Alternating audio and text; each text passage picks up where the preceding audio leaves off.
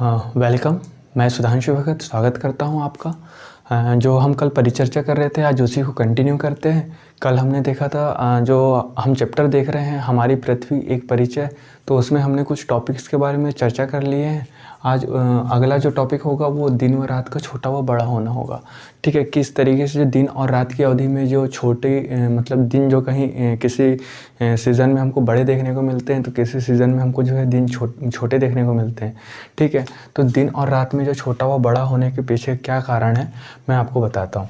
आप यहाँ ध्यान से देखिए, ये हमारा सूर्य है। सूर्य के आजू बाजू चक्कर कौन लगा रही है? हमारी पृथ्वी चक्कर लगा रही है एक दीर्घवृत्ताकार पाथ में। ठीक है, तो ये जो पाथ होता है इसे दीर्घवृत्ताकार पाथ बोलते हैं, इलोंगेटेड पाथ बोलते हैं।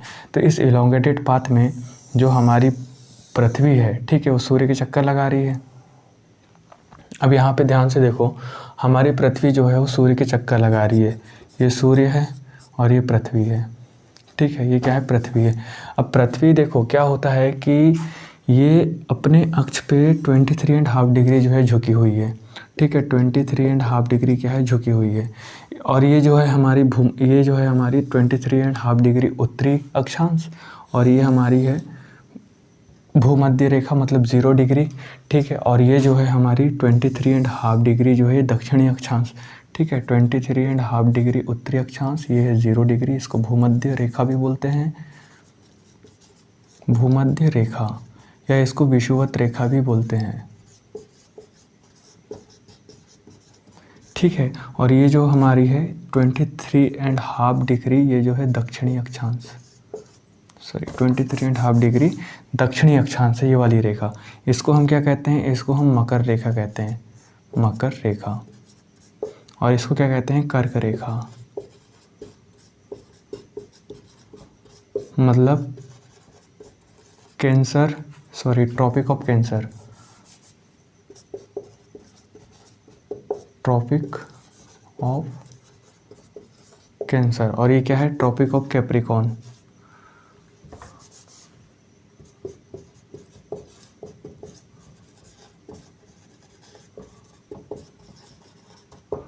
ठीक है, तो यहाँ पे देख लीजिए एक छोटा सा बेसिक। ठीक है, तो यहाँ पे जो भूमध्य रेखा है ये 23.5 डिग्री उत्तरी अक्षांश है और ये 23.5 डिग्री जो है दक्षिणी अक्षांश है।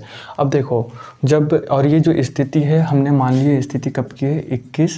22 दिसंबर की स्थिति है। ये 22 दिसंबर की स्थिति है। 22 दिसंबर में क्या होता है कि पृथ्वी जो है वो सूर्य की रोशनी प्राप्त करती है। कहाँ पे? दक्षिणी गोलार्ध में प्राप्त करती है। ठीक है, तो दक्षिणी गोलार्ध में जो सूर्य की रोशनी है कहाँ? मकर रेखा पे जो है सीधी पड़ती है, मकर रेखा पे सीधी पड़ती है। तो अब यहाँ पे देखो पृथ्वी अब मकर रेखा पे सीधी पड़ती है और जो कर्क रेखा पे कैसी पड़ती है? स्लांटली तिरछी पड़ती है। मतलब उत्तरी गोलार्ध में हम देखेंगे तो वो तिरछी पड़ रही है और वहीं दक्षिणी गोलार्ध में हम देखेंगे तो वो सीधी पड़ रही है। ठीक है, ऐसे सीधी पड़ती है। अब क्या हो रहा है यहाँ पे कि अब यहाँ पे ध्यान से देखो ऐसी स्थिति क्यों हो रही है। अगर हम यहाँ पे देख रहे हैं तो उत्तरी गोलार्ध में क्या हो रहा है? दिन जो है वो हमको छोटे नज़र आ रहे हैं और दक्षिणी गोलार्ध में दिन बड़े नज़र आ रहे हैं। ऐसा क्यों नज़र आ रहा है? देखो जिस क्षेत्र पे सूर्य की रोशनी सीधी पड़ती है उस क्षेत्र पे वो अधिक समय तक पड़ेगी, और इस क्षेत्र पे जब सूर्य की रोशनी पड़ रही है तो अपेक्षाकृत कम मतलब अधिक क्षेत्र को प्राप्त करेगी, परंतु जो है कम अवधि के लिए वो वहाँ पे जो है सूर्य की रोशनी पड़ेगी। मैं आपको एक चीज़ बता रहा हूँ, जैसे यहाँ पे ये सूर्य है, इस सूर्य की रोशनी अगर सीधी पड़ रही है तो अपेक्षाकृत कम क्षेत्र को गर्म करेगी। अगर वो स्लांटली पड़ रही है तो अपेक्षाकृत वो अधिक क्षेत्र को गर्म करेगी। ठीक है, अधिक क्षेत्र को गर्म करेगी। आप यहाँ पे देखिए ये सूर्य की रोशनी इस तरीके से पड़ रही है और ये यहाँ पे सीधी पड़ रही है। ठीक है, जब वो सीधी पड़ रही है तो वो कम क्षेत्र को गर्म करेगी, और जब स्लांटली मतलब तिरछी पड़ेगी तो अधिक क्षेत्र को गर्म करेगी। और यहाँ पे अधिक क्षेत्र को गर्म कर रही है यहाँ पे, इस वजह से ये उतनी गर्म नहीं कर पाएगी जितना यहाँ पे गर्म कर रही होगी। ठीक है, तो उसी तरीके से जब हम यहाँ पे देखेंगे सूर्य के और पृथ्वी के परिप्रेक्ष्य में, जब पृथ्वी के दक्षिणी गोलार्ध पे मकर रेखा पे जब सीधी मतलब इसकी रोशनी पड़ती है तो इस क्षेत्र में जो दिन की अवधि होगी वो अपेक्षाकृत लंबी होगी। इस क्षेत्र पे जो गर्मी है वो अपेक्षाकृत अधिक होगी। क्यों? क्योंकि सीधी पड़ रही है। और इस क्षेत्र में ऊपर उत्तरी गोलार्ध में क्या होगा? तो उत्तरी गोलार्ध में जो सूर्य की रोशनी है वो स्लैंटली तिरछी पड़ रही है। इस वजह से यहाँ पे जो है अपेक्षाकृत ठंड कम, मतलब जो एरिया जो है वो ठंडा रहेगा, गर्म कम रहेगा। इस वजह से ऊपर का जो क्षेत्र है वो ठंडा रहेगा। और यहाँ पे सूर्य की रोशनी जो है कम पहुँच रही है, मतलब तिरछी पहुँच रही है। जो दिन की अवधि है यहाँ पे कैसी होगी? वो छोटी हो जाएगी। तो उत्तरी गोलार्ध में यहाँ पे दिन छोटे होंगे और दक्षिणी गोलार्ध में यहाँ पे दिन बड़े होंगे। अब उसी स्थिति को हम यहाँ पे भी दर्शा देते हैं। ये पृथ्वी है, ठीक है, बन जाए यार, ये पृथ्वी है, ठीक है। अब यहाँ पे क्या हो रहा है कि इस तरीके से पृथ्वी अपने अक्ष में झुकी है। ये 23.5 उत्तरी अक्षांश, ये 0 डिग्री, और ये 23.5 दक्षिणी अक्षांश, ठीक है। अब पृथ्वी यहाँ थी, यहाँ से घूमते घूमते घूमते घूमते यहाँ पे आ गई। जब यहाँ पे आ गई तो सूर्य की रोशनी अब सीधी कहाँ पर पड़ रही है? सीधी इस अवस्था पे, मतलब कर्क रेखा पे सीधी पड़ रही है, ठीक है। और उत्तरी ध्रुव पे सीधी पड़ रही है। और दक्षिणी रेखा पे, मतलब सॉरी, दक्षिणी गोलार्ध में अगर हम देखेंगे तो सूर्य की रोशनी कैसी पड़ रही है? वो स्लांटली पड़ रही है, मतलब तिरछी पड़ रही है। तो यहाँ पे दिन की अवधि कहाँ बड़ी होगी? जहाँ पे सीधी पड़ रही है, जहाँ पे सूर्य की रोशनी अधिक पड़ रही है, उत्तरी गोलार्ध। उत्तरी गोलार्ध में जब सूर्य की रोशनी अधिक पड़ रही है तो यहाँ पे दिन कैसे होंगे? यहाँ बड़े होंगे। और यहाँ पे दिन कैसे होंगे? छोटे होंगे, ठीक है। तो दिन व रात का छोटा व बड़ा होना कॉन्सेप्ट क्लियर हुआ। क्योंकि पृथ्वी अपने अक्ष में झुकी हुई है, अपने अक्ष में झुकी हुई है। इस वजह से हमको अलग अलग सीज़न में कभी उत्तरी गोलार्ध में दिन बड़े देखने को मिलते हैं तो कभी दक्षिणी गोलार्ध में दिन बड़े देखने को मिलते हैं। जस्ट इसके विपरीत, जब दिन बड़े होते हैं तो रातें छोटी हो जाती है, और यहीं पे जब रातें बड़ी होती है तो दिन छोटे हो जाते हैं। तो ये वाइस वर्सा चलता है। ये पहली कंडीशन। अब दूसरी कंडीशन आप ये देखो। दूसरी कंडीशन क्या है कि पृथ्वी मान लो अपने अक्ष में जो है कैसी है? वो झुकी हुई है। कितनी झुकी हुई है? 23.5 डिग्री झुकी हुई है। अगर भी पृथ्वी सूर्य की परिक्रमा ना करती, मान लो कि अगर ये पृथ्वी सूर्य की परिक्रमा ना करती, ये इसी अवस्था में, इसी पोजीशन पे, यहीं पे अगर से पृथ्वी सिचुएटेड होती, यहीं पे अवस्थित होती, तो क्या उत्तरी गोलार्ध में कभी दिन बड़े हो पाते? अगर ये स्थिति यहीं पे होती तो उत्तरी गोलार्ध में क्या दिन बड़े हो पाते? नहीं हो पाते। अभी देखो, अभी जो सूर्य की रोशनी कहाँ पड़ रही है? वो दक्षिणी गोलार्ध में पड़ रही है, सीधी पड़ रही है दक्षिणी गोलार्ध में कर्क रेखा पे। जब यहाँ पे सीधी पड़ रही है तो यहाँ पे दिन की अवधि कैसी है? बड़ी है। और यहाँ पे दिन की अवधि कैसी है? छोटी है। क्यों? क्योंकि ये स्लांटली तिरछी पड़ रही है। जब ये पृथ्वी इसी जगहों पे होती और यहीं पे पश्चिम से पूरब की तरफ इस तरीके से घूमते रहती तो क्या होता? तो जो दक्षिणी गोलार्ध है वो दक्षिणी गोलार्ध में ही हमेशा दिन बड़े रहते। बात आ रही समझ में? दक्षिणी ही गोलार्ध में दिन हमेशा बड़े रहते हैं और उत्तरी गोलार्ध में दिन हमेशा छोटे रहते हैं। अगर पृथ्वी यहीं पे सिचुएटेड रहती, सूर्य की परिक्रमा नहीं करती तो। चूंकि पृथ्वी सूर्य की परिक्रमा कर रही है, इस वजह से क्या हो रहा है? पृथ्वी की जो सूर्य के सापेक्ष स्थितियां हैं वो बदल रही है। जब वो घूमते यहाँ पे आ जा रही है तो सूर्य जो है भूमध्य रेखा पे आ जाते हैं। जब घूमते पृथ्वी यहाँ पे आ जाती है तो सूर्य जो है वो कर्क रेखा पे अवस्थित हो जाते हैं। अब जब कर्क रेखा पे यहाँ पे पृथ्वी परिक्रमा कर रही है तो इसकी स्थिति बदल गई। वहाँ पे अलग स्थिति थी, यहाँ पे अलग स्थिति थी। यहाँ पे जो सूर्य की रोशनी दक्षिणी गोलार्ध में पड़ रही थी, यहाँ पे जो सूर्य की स्थिति है वो उत्तरी गोलार्ध में पड़ रही है।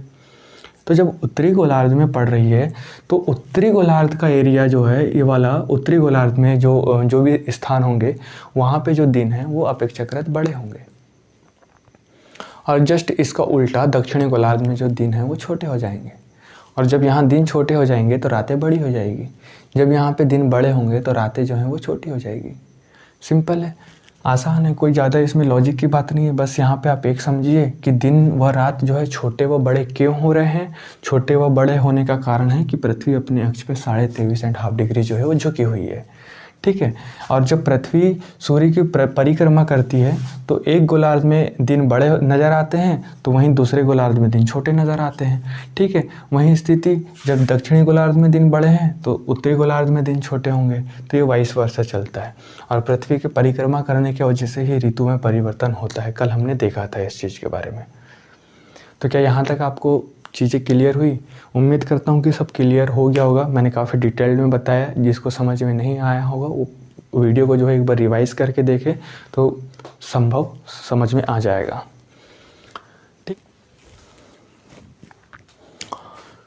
ठीक है। अब हम यहाँ पे ग्रहण की बात करते हैं। तो ग्रहण में हम क्या देखेंगे? देखो, ग्रहण जो है क्या होता है? ग्रहण हम किसे कहते हैं?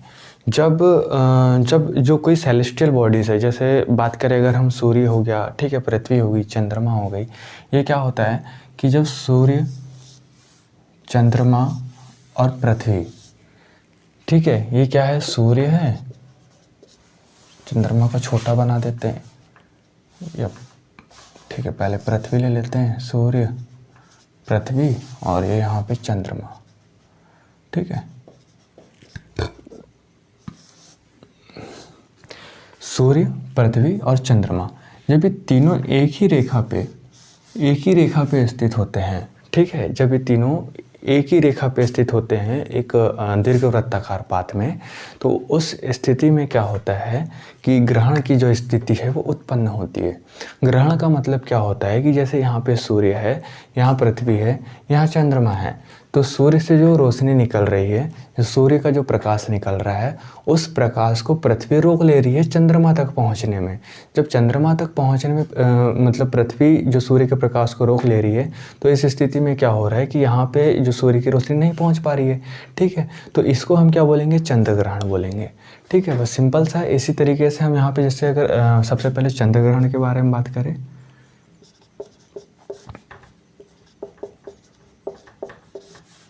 ठीक है, इसको इक्लिप्स बोलते हैं इंग्लिश में,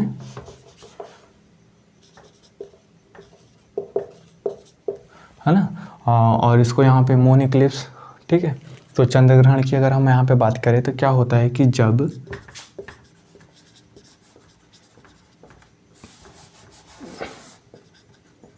सूर्य, पृथ्वी और चंद्रमा एक ही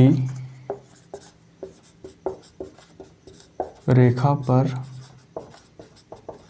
अवस्थित हो, ठीक है, जब सूर्य, पृथ्वी और चंद्रमा एक ही रेखा पर अवस्थित हो और पृथ्वी, ठीक है, पृथ्वी सूर्य और चंद्रमा के बीच आ जाए,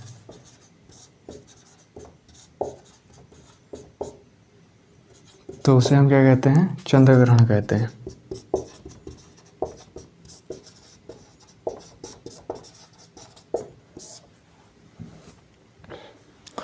ठीक है, यहाँ तक समझ में आया? क्या बोल रहा है कि जब सूर्य, पृथ्वी और चंद्रमा एक ही रेखा पे अवस्थित होते हैं और पृथ्वी, सूर्य और जो पृथ्वी है वो सूर्य और चंद्रमा के बीच में आ जाती है, तो उसे हम चंद्र ग्रहण कहते हैं।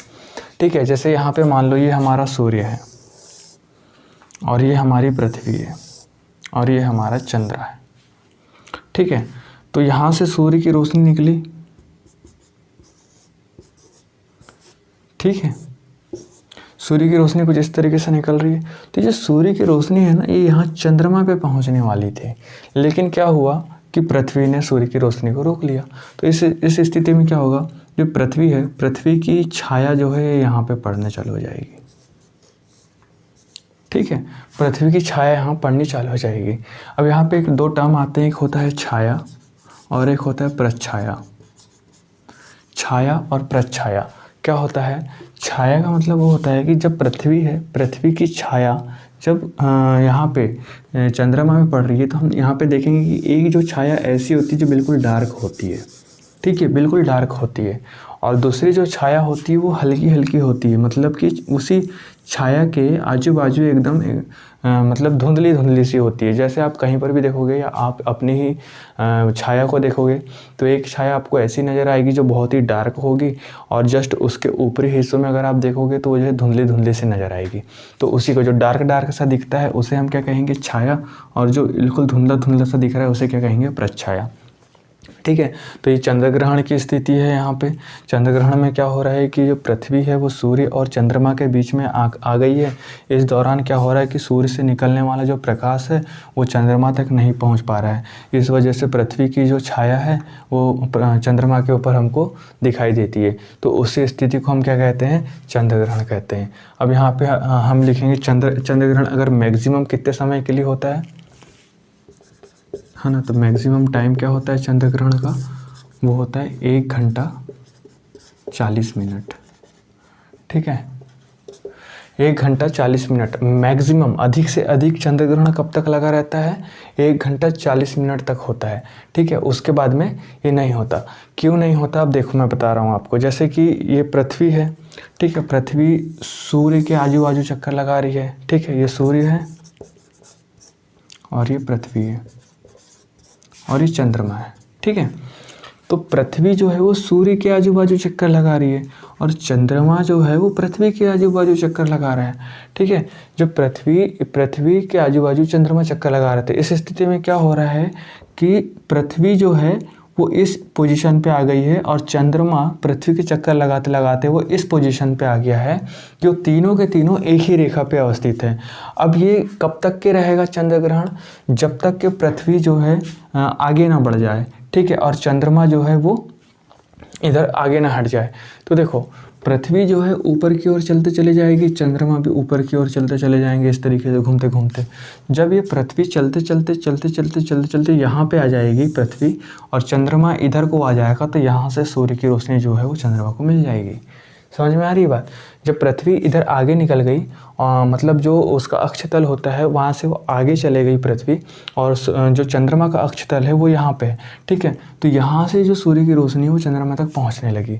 और इस स्थिति में क्या हो रहा था कि बिल्कुल नहीं पहुँच पा रही थी, सूर्य से जो रोशनी निकल रही थी वो पूरी पृथ्वी जो है वो ढक ले रही थी। तो उसी स्थिति को हम क्या कहते हैं, चंद्र ग्रहण कहते हैं। और चंद्र ग्रहण अधिक से अधिक कितने घंटे का होता है, तो 1 घंटा 40 मिनट का हो सकता है। ठीक है, उसके बाद में जो है सूर्य की रोशनी चंद्रमा को मिलने लग जाती है। और यहाँ पे एक और पॉइंट है कि चंद्र ग्रहण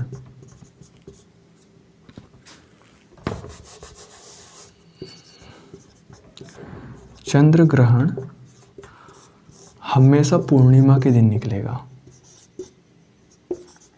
चंद्र ग्रहण कब निकलेगा, हमेशा पूर्णिमा की मतलब पूर्णिमा में निकलेगा।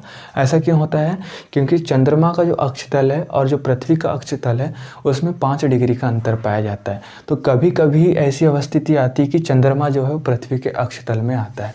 ठीक है, इसीलिए जो चंद्र ग्रहण है कब लगेगा, वो पूर्णिमा के दिन ही लगेगा। ठीक है, और यहाँ पे मैक्सिमम 1 घंटा 40 मिनट तक के जो है चंद्र ग्रहण रहता है। बस इतना है चंद्र ग्रहण के बारे में, आप ध्यान रखिएगा। अब अगला हम देखते हैं सूर्य ग्रहण।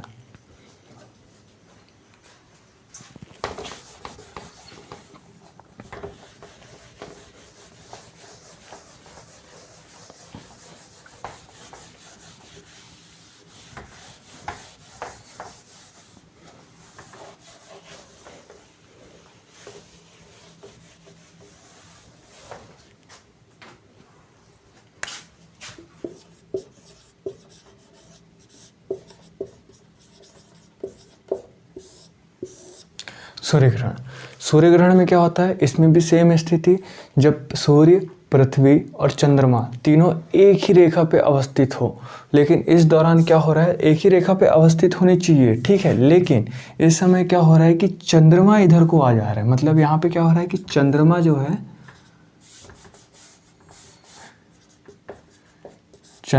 है वो सूर्य और पृथ्वी के बीच में आ रहा है। सूर्य और पृथ्वी के बीच।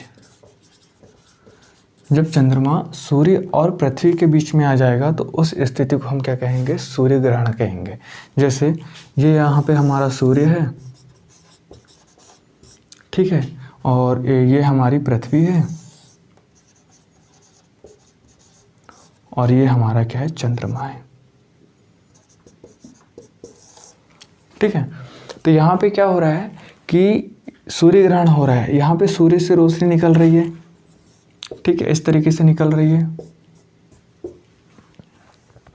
जब सूर्य की रोशनी इस तरीके से निकल रही है तो जो सूर्य का जो प्रकाश है उसको पृथ्वी पे पहुंचने से जो चंद्रमा है वो ढक ले रहा है। क्या कर ले रहा है, वो ढक ले रहा है, ठीक है, पूरी तरीके से ढक ले रहा है। इस वजह से पृथ्वी पर जो है हमको जो सूर्य का प्रकाश हमको नहीं देखने को मिलता है। तो पृथ्वी के एक क्षेत्र पे चंद्रमा की छाया देखने को मिलती है, उसी को हम क्या बोलते हैं, सूर्य ग्रहण बोलते हैं, ठीक है, सूर्य ग्रहण कहते हैं। जब चंद्रमा जो है सूर्य से निकलने वाले प्रकाश को पृथ्वी पे पहुंचने से रोक देता है, उस स्थिति को हम क्या कहते हैं, सूर्य ग्रहण कहते हैं। और ये स्थिति कब उत्पन्न होती है, तो ये जो स्थिति है सूर्य ग्रहण हमेशा कब निकलता है, तो ये अमावस्या में निकलता है, अमावस्या में निकलता है। अमावस्या में जो है सूर्य ग्रहण होता है, परंतु प्रत्येक अमावस्या को नहीं, प्रत्येक अमावस्या को नहीं। क्यों, इसके पीछे का भी वही तर्क है, क्योंकि चंद्रमा और पृथ्वी के अक्षतल में 5 डिग्री का अंतर पाया जाता है। इसी वजह से चंद्रमा जो है कभी कभार ही जो है वो पृथ्वी के अक्षतल में आता है, ठीक है। तो इस वजह से जो है वो अमावस्या, और ये स्थिति जो है वो अमावस्या के ही दिन होती है। जब चंद्रमा पृथ्वी के अक्षतल पे आता है तो अमावस्या के दिन ये स्थिति होती है, तब जो है ये सूर्य ग्रहण की स्थिति उत्पन्न होती है और सूर्य से निकलने वाला जो प्रकाश है वो पृथ्वी तक नहीं पहुँच पाता। और यहाँ पे अगर हम देखेंगे सूर्य ग्रहण का मैक्सिमम टाइम, ठीक है, तो मैक्सिमम टाइम कितना है सूर्य ग्रहण का, वो होता है 7 मिनट 40 सेकेंड, सॉरी 40 सेकेंड है या 15 सेकेंड है,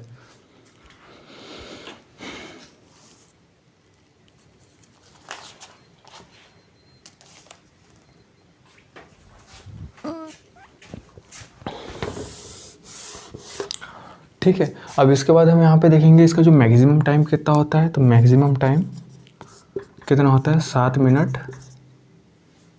40 सेकेंड, 7 मिनट 40 सेकेंड। अब यहाँ पे देखो ऐसी स्थिति क्यों उत्पन्न होती है, क्यों सूर्य ग्रहण इतने कम समय के लिए लगता है और चंद्र ग्रहण जो अधिक समय के लिए लगता है। तो यहाँ पे अगर आप देखोगे तो पृथ्वी जो है वो सूर्य के चक्कर लगा रही है, ठीक है, पृथ्वी किसके चक्कर लगा रही है, सूर्य के चक्कर लगा रही है। और चंद्रमा किसके चक्कर लगा रहा है, पृथ्वी के चक्कर लगा रही है। तो अब यहाँ पे जब देखोगे तो चंद्रमा जो है वो पृथ्वी के ऐसे चक्कर लगा रही है और पृथ्वी जो है सूर्य के इस तरीके से चक्कर लगा रही है। जब पृथ्वी जो है ऊपर की ओर आ जाएगी और चंद्रमा जब नीचे की ओर आ जाएगी, दोनों अपोजिट डायरेक्शन में है, जब दोनों अपोजिट डायरेक्शन में है तो ये जो समय होगा इन दोनों के हटने का वो बिल्कुल मतलब बहुत ही कम समय होगा। जब चंद्रमा नीचे को आ जाएगा, ठीक है, चंद्रमा जब नीचे को आ जाएगा और पृथ्वी जब ऊपर को चले जाएगी तो जो सूर्य की रोशनी है वो पृथ्वी तक पहुंच जाएगी, तो चंद्र ग्रहण जो है वो हमारा ख़त्म हो जाएगा। तो जब ऐसी स्थिति होती है कि जब चंद्रमा जो है वो पूरी तरीके से ढक लेता है सूर्य के प्रकाश को, तो उसको हम क्या कहते हैं, पूर्ण चंद्रमा कहते हैं। एक होता है पूर्ण चंद्रमा, सॉरी पूर्ण सूर्य ग्रहण,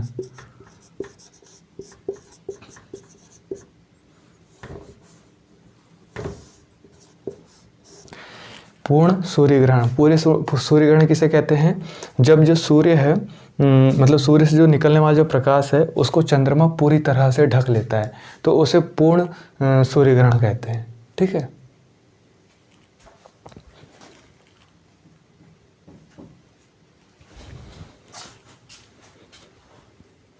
और दूसरा जो है हमारा यहाँ पे हम देखेंगे आंशिक सूर्य ग्रहण।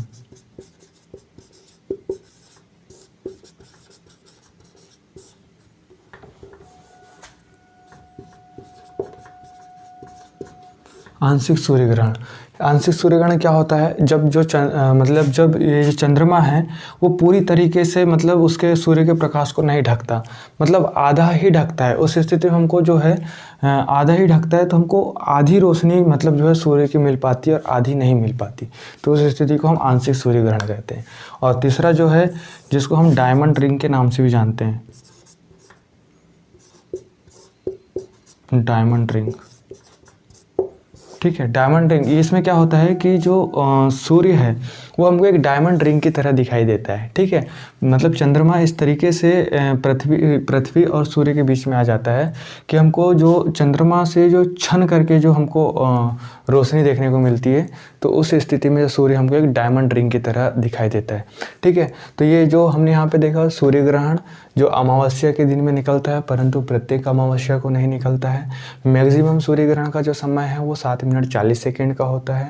और पूरे सूर्य ग्रहण हम किसे कहते हैं, जब चंद्रमा पूरी तरह से जो है सूर्य का प्रकाश को ढक लेता है। आंशिक सूर्य ग्रहण किसे कहते हैं, जब आंशिक सूर्य ग्रहण जब चंद्रमा जो है सूर्य के प्रकाश को आंशिक रूप से ढकता है। और डायमंड रिंग किसे कहते हैं, जब सूर्य की जो रोशनी है वो चंद्रमा से छन करके पृथ्वी की ओर जाती है, तो सूर्य उस स्थिति में हमको डायमंड रिंग की तरह दिखाई देता है। 2 शब्दावली है, पहली है उषा काल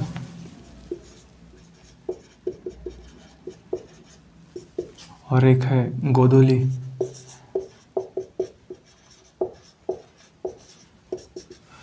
ठीक है, उषा काल और गोधूली, हम इसे क्या कहते हैं, डाउन्स।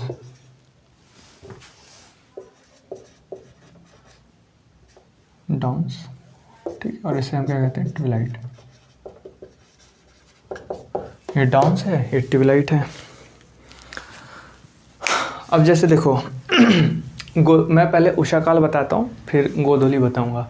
तो उषा काल क्या होता है, जैसे कि आप देखे होंगे कि जब सूर्योदय होते हैं, ठीक है, सुबह सुबह जब सूर्य उदय हो रहे होते हैं, लेकिन हमको सूर्य दिखाई नहीं देते, ठीक है। सूर्य उदय हो रहे होते हैं परंतु सूर्य हमें दिखाई नहीं देते। तो अब बोले क्या दिखाई देते हैं, उजाला दिखाई देता है, ठीक है।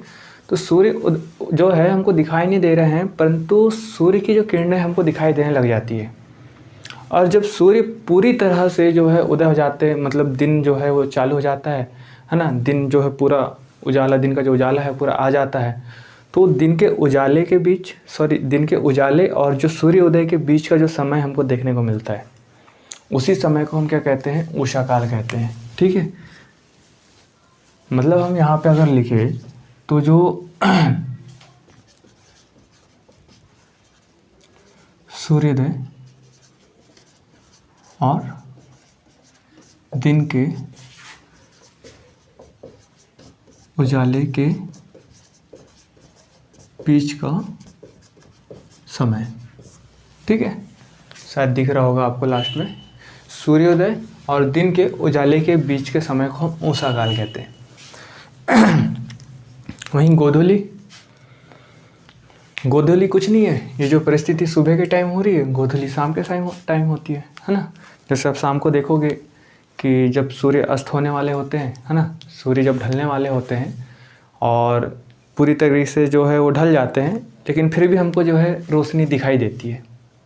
सूर्य हमको दिखाई नहीं देते, लेकिन सूर्य की रोशनी हमको दिखाई देती है।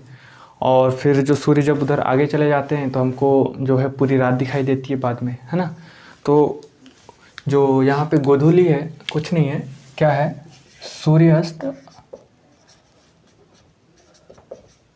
ठीक है, और दिन के, यहाँ पे रात आएगा, ठीक है, सूर्यास्त और रात के उजाले के बीच के समय को कहते हैं, ठीक है। इतना जो है उषा काल और गोधूली 2 टर्मिनोलॉजी है। अब आप बोलोगे ऐसा क्यों होता है, देखिए क्या हो रहा है कि पृथ्वी जो है गोल है ना, सूर्य की रोशनी, आप इमेजिन करो कि पृथ्वी जैसे गोल है और एक तरफ से जो सूर्य का प्रकाश जो है पृथ्वी पे पड़ रहा है और पृथ्वी जो है अपने एक्सिस पे रोटेट कर रही है। सूर्य का प्रकाश इधर से पड़ रहा है, पृथ्वी अपने एक्सिस पे जो है रोटेट कर रही है।